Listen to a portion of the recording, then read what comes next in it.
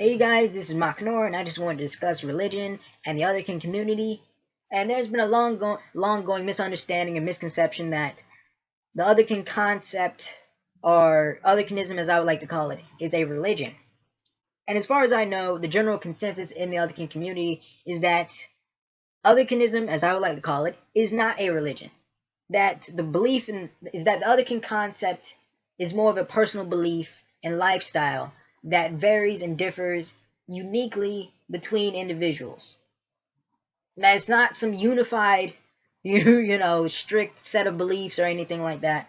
But let's just get into the video. I'm going to be talking about an example of a group of Otherkin that, in essence, tried to make themselves a religion. So here we go.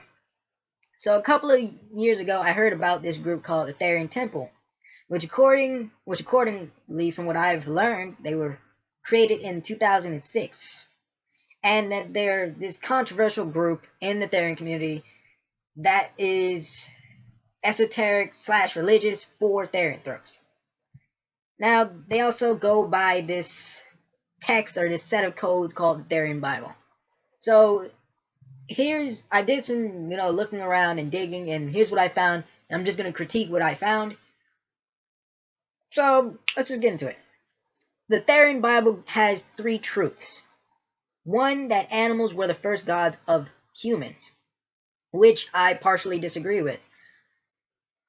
If you look at various cultures and various native spiritual beliefs and religions all around the world, you will find that we are a diverse species, and that we worship a lot of things. We have worshipped We've worshipped plants and trees. We've worshipped water, fire, air, and earth. And if you look at even the Greek pantheon, we've worshipped even concepts like love and fear and hate and envy and celestial bodies and, war and even minerals and materials. So I wouldn't say animals were the first gods, but I would say animals were a part of a lot of deities that were worshipped back then. Probably still worshipped now. Two, the second truth is the nature of our existence, quote unquote, is the aesthetic of their faith.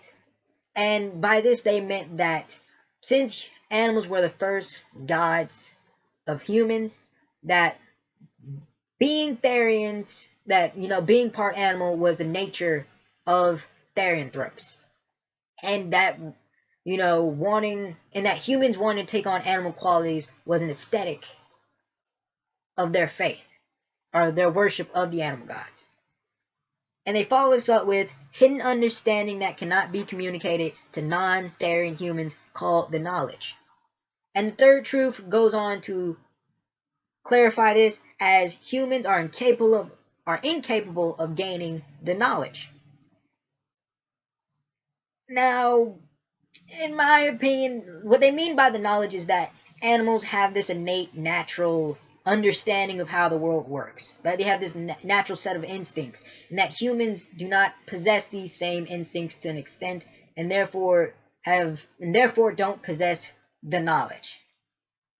Now, in my opinion, I think this is wrong, because I do not believe that it's just some strictly cut line that non-Therian humans don't understand nature or don't possess instincts or don't possess innate knowledge of nature. You can look at many tribal groups and many natives and many natives and indigenous people all around the world that still live a certain way, and they have a perfect understanding of nature. And animals, in my opinion, didn't just have this knowledge. This is evolved over millennia, years and years and years and years of trial and error that is imprinted into their genes and their DNA. That's what makes it so naturally innate for them, in my opinion. I'm not, completely an expert on anything, so I'm not a zoologist, not a certified zoologist. But they also said if you can't accept the third truth, you are not and will never be Therian. Well, if I understand the Therian Bible correctly, they also said later on in the text that you are born Therian.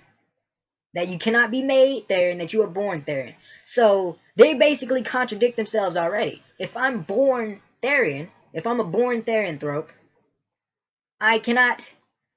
If I'm a born Therianthrope, just because I disagree with the third truth, I'm not a Therian, or I never will be a Therian.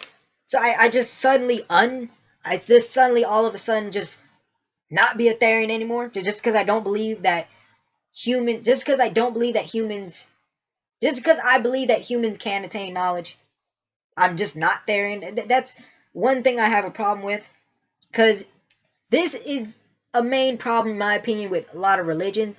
A lot of religions tend to establish that there's these privileged set of people that are privileged, or have this higher nature because they were born that way, or because they believe a certain thing, and that other people, through no fault of their own, are lesser, are ignorant, are stupid because they lack that same nature, or they lack something through no fault of their own. And this is a flaw in many religions. Like, you just can't elevate a group of people for no other reason than they were just born like this, and you can't just trash another group of people because they're not born like that.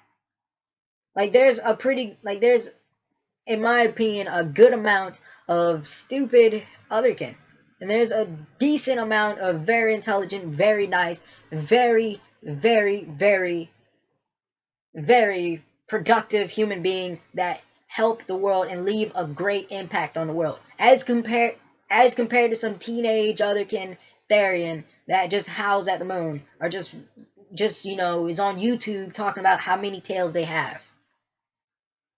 I mean, no offense to people that do that, but it's just, you can't really just down one group of people because they aren't something, or because they're not born something. It just doesn't make any sense, and that's what makes a lot of religions go to war. That's what makes a lot of people fight each other, because religions create this divisiveness, this us and them mentality, that we're better than them because we're born a certain way and they're not born this way, or that we do this so therefore we're better and they don't do this so therefore they're inferior.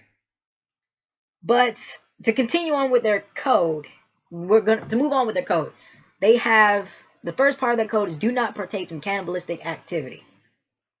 As part human and part animal, we are not to eat the flesh of either.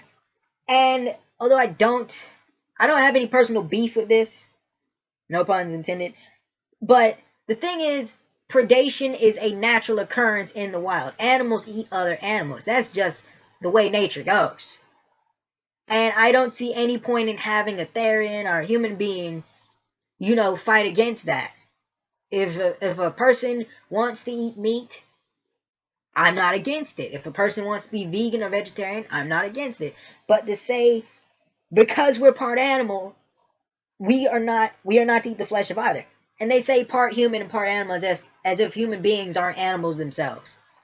If anything, as human beings, we're nothing more but sophisticated animals. That's all we are, in my opinion. Sophisticated animals. So this isn't part this and part that, in my opinion.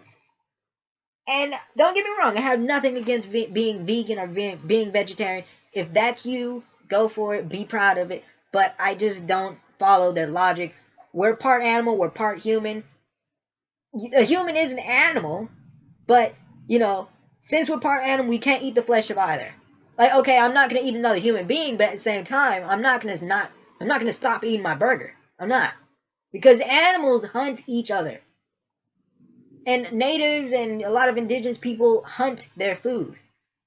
This is not something that's new. This is something that's been going around since nature has began, since animals have evolved. But moving on to another code, the third code, maintain freedom. And this one disturbs me because it's open to interpretation. It's basically how you interpret it that can make it wrong. Should you become imprisoned by no infraction of the law / fault of your own, fight tooth and nail for freedom. And I can understand where they're coming from, but I can also see where this can go wrong, because this is open to interpretation. And like a lot of religious texts and a lot of religious phrases in religious texts, a lot of people interpret it different ways. So let's just say somebody personally doesn't understand the law. Let's just say somebody doesn't want to admit anything is their fault. This is open to misinterpretation. Somebody can take, being told to leave or being told to go somewhere as an infringement on their freedom. And if they follow this Therian Bible, they're going to go to code 3 to maintain their freedom. And let's just say they're psychologically ill. They're going to fight tooth and nail, so they're going to be scratching and mauling people because of some misinterpretation of religious texts that isn't specifically clear. I mean, like I say, it's open misinterpretation. And even if you are really clear about things, people will take what they want to take out of what you create or out of what you write. So that's just how I feel. I still feel this is open to misinterpretation. But like I said, misinterpretation happens regardless of how well you try to word something. Another part I disagree with is do not communicate in depth with humans concerning therianthropy. I believe people are capable of talking about therianthropy, whether you're non-otherkin, whether you're otherkin. You can talk to somebody that's non-otherkin about being otherkin. You can talk to them about the concept, the belief, and the principles. You can talk about what it's like being otherkin. You can talk about what it's like being Therian. It's nothing. It's nothing. In fact, I believe you put up this wall. You put up this wall that keeps people out, and this is what makes people have these misconceptions and confusions about what otherkin is, and about what the otherkin community is like. And this is what, when you're transparent and you talk to people, you give them an understanding. You answer questions so they don't have to form their own assumptions and their own misconceptions.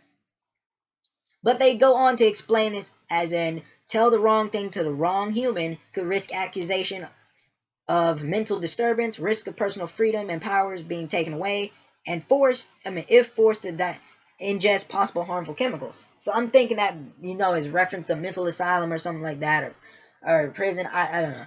But in my opinion, talking to someone about being otherkin or being Therian does not necessarily equal a mental asylum. What equals a mental asylum is when your personal belief is to an extent hurting you or possibly endangering your life, or you are possibly harming or endangering others. Now, just the simple discussion of the concept does not equate to being put in a mental asylum. And like I've always said in previous videos, it's how you present yourself. It's how you state yourself and how you come across. If in many things, whether it's in many topics, non-otherkin, non-Therian topics, any topic at all, you have to explain yourself in a reasonable, logical way that's understandable for the other person, that's understandable to a variety of people, to a wide audience of people. So you can't be misunderstood, so you don't have the misunderstandings. So in my opinion, as long as you present yourself reasonably and you present what you believe reasonably and logically, that's understandable to most people, you should be fine. You shouldn't worry about a mental asylum or anything like that, or any of your personal freedoms being taken away. The only time I can see that happening is if you are mauling people, you're cutting yourself, you're committing suicide, you're killing dogs, or you're doing things that are violating laws or harming people, or you're seriously harming yourself. And the last point, because I really don't want to get too much into this Therian Bible because it's already cringeworthy for me anyway. As a Therian, you should move to an area where nature is accessible, or you face possible extinction. Now, I'm not against moving to an area where nature is accessible. Heck, that's what I want to do in the future anyway. But it's the whole possible extinction. It's the whole face possible extinction thing. Now, extinction, in my opinion, refers to a group of organisms or species, or something like that. That's what my opinion is of extinction. A group of people, a species, and all that other stuff. But me facing possible extinction because I don't move to an area where there's trees and a lake, or because someone else doesn't move to an area where nature is at, to me that doesn't equate to possible extinction. Like, you can't die from not being surrounded by nature. You can't die from not being in an area that has nature. That's just stupid. That's just stupid. It doesn't make any sense.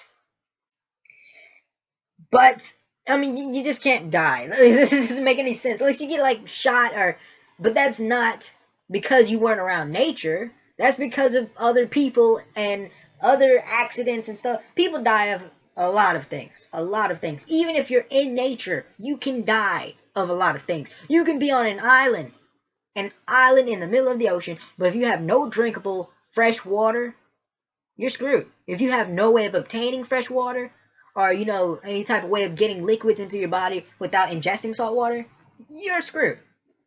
You're screwed. You can be in nature and still be screwed. But this is Makanor. I didn't want to go into a rant, but my point is, in my opinion, the Therian Temple, they probably meant well.